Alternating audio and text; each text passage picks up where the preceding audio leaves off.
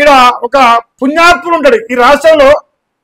అతిపెద్ద మేధావి Einstein brain కంటే పెద్దది అనమాట. ఇక బ్రెయిన్ మా ఉత్తమ్ అన్నది మరేమవుతుంది ఓన్లీ ఐన్స్టీన్. ఈయన ఐన్స్టీన్ కంటే ఇంకొక పెచ్చ ఎక్కువ ఉంటుంది. ఈయనది ఓ పెచ్చ ఎక్కువ ఉంటుంది. ఈయన చూడ ఏం మాట్లాడతాడు.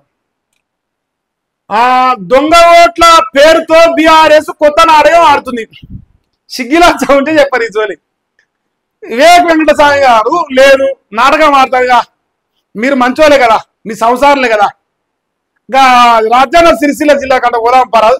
నువ్వు రా, నేనొత్తా, ఆయన వస్తారు, మన కాంగ్రెస్ పార్టీ అందరూ పోదాం. ఇగో నాకు దొంగ ఓటు లేదు, రాజ్యాంగ సిరిసిల్ల ఉండలేదు, నేను జూబ్లీస్ ప్యాలెస్ రా, రేవంత్ రెడ్డి ప్యాలెస్ పక్కన నాకో ప్యాలెస్ ఉంది అని చెప్పిద్దా. నవ్వుతురు మీ స్టేట్మెంట్స్, నవ్వుతురు జనాలు, కాకరి చుమ్ముతారు మీ ముఖాల పైన. ఇంకా మీకు వస్తలేదు రోషం. ఇంకో చెప్పుకోవడానికి ఏమీ లేక తప్పుడు ప్రచారం. మంత్రి వివేక్ వెంకటస్వామి ఈసీ స్పష్టత ఇచ్చిన రాజాంతం చేస్తున్నది.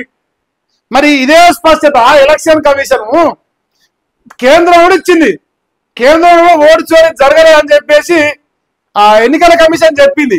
మరి ఈసీ చెప్పినాక మీరు కూడా మూసుకోకపోయారు, మీరు కూడా మూసుకుని అయిపోగా సంతకాల సేకరణ అంటారుగా, అది మూసేయరు. మరి అని మూసుకొని గప్చుప్ దీన్ని గప్చుకోవాలనుకోరు. ఎందుకంటే లేదు కదా ఓటు చోరీ మరి దేశంలో.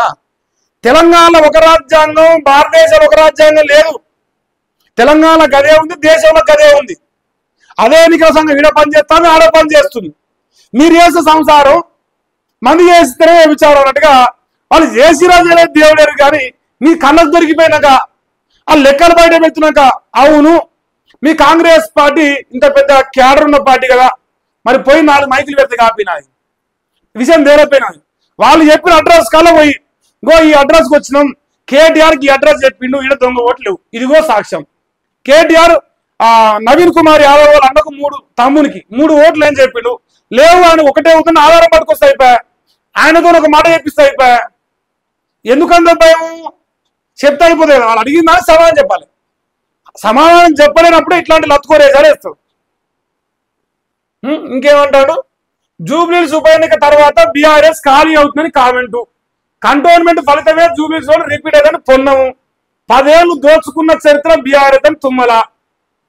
ఇప్పుడు చూసిరా, ఇప్పుడు ఆ ఆడబిడ్డ పైన మాట్లాడిన ఏ కామెంట్ కూడా ఇలా రాదు కూడా. నీచులు కదా, సిగ్గుదాపినోళ్ళు కదా, సిగ్గుచారం లేదు కదా. నిజంగా మీరంతా నిజాయితీగా ఉన్నట్టు మాడితే ఆ ఆడబిడ్డ పైన మాట్లాడిన కామెంట్స్ వీళ్ళు ఎందుకు రాయలే? తుమ్మల నాగేశ్వరరావు మాట్లాడిండు, రాసిండా రాయలే. పొన్నం ప్రభాకర్ మాట్లాడిండు, రాసిండా రాయలే. ఇలాంటి నీచులు వీళ్ళ చరిత్ర ఇది. కాంగ్రెస్ పార్టీ హీన చరిత్ర ఇట్లనే ఉంటుంది వీళ్ళ యొక్క చరిత్ర. జూబ్లీస్ ఫలితం చేసేది బీసీలు ముస్లింలే. ఎందుకంటే ఇప్పుడు నేను బీసీ, మా యాదవ బిడ్డ, నాకు అదే బాధ అనిపిస్తాను పాపం. ఎందుకంటే మరి జాతిలో పుట్టే బిడ్డని నేను యాదవ్ పుట్టుక పుట్టిని మా కూడా అనిపిస్తాను. కానీ అది పోయి కాంగ్రెస్ పార్టీ అయిపోయింది, అది గెలిచే అవకాశం లేదు. బాగా అనిపిస్తుంది మనసుకి, అరే మనోడు రాబాయి గెలిస్తే బాగుండు అనిపిస్తాను. కానీ తలకిందులు తపస్సు చేసినా గెలవడని నా మనసు చెప్తున్నది. తలకిందులు తపస్సు చేసిన మరి ఏం చేసి బీసీలు ముస్లింలు అంటారు. ఈయన పోయి ముస్లింల కాడ ఇప్పుడు ఆయన ఎంఐఎం పార్టీ అని మద్దతు ఇస్తాడు 100%. అసదుద్దీన్ ఓవైసీ, ఎందుకంటే ఈయన ఒకనాడు ఎంఐఎం నుంచి పోటీ చేసిన అభ్యర్థి కావచ్చు. సరే అది పక్కన పెడితే ఇప్పుడు బీసీలు అంటారు. ఈ పథకాలు మొత్తం బీసీలకు ఇచ్చిరా, ఇంకోరికని ఇచ్చిరా? పోనీ ముస్లింలు అంటారు, ముస్లింలకు షాదీ వారికి ప్రజలు వస్తానయా?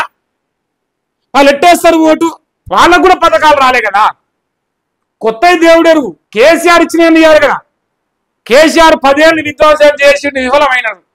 మరి మీరు సఫలమైతారు కదా, మరి మీరు ఎందుకు మీకు ఇస్తలేరు పథకాలు?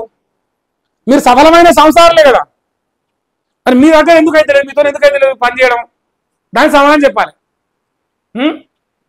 ఇంకేంది, ఆ సెగ్మెంట్ లో 4 లక్షల మంది ఓటర్లు, 2 లక్షల మంది బీసీలే, 96,500 మంది ముస్లింలు, 30 నుంచి 39 ఏళ్ల మధ్య 25% మంది.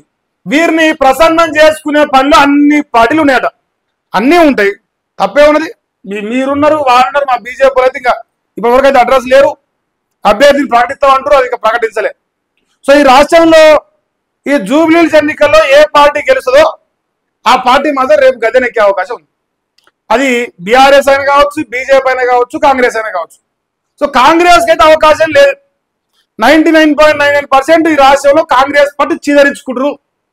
ఈ ఆడ ఈడ అరకొర ఏమన్నా కాంగ్రెస్ పార్టీ బానిసలు ఏమైనా నుంచి చెప్పలేం, కానీ దాదాపుగా ఈ రాష్ట్రంలో అయితే కాంగ్రెస్ దేక్తలేరు. ఇప్పుడు మనం పెట్టిన పోలింగ్ కూడా అదే వస్తున్నాయి. సో అది పరిస్థితి. ఈయన మరి గెలుస్తాడా గెలవడా మరి ఏదైనా కామెంట్ చేయరా, మీరే చెప్పాలి నాకు.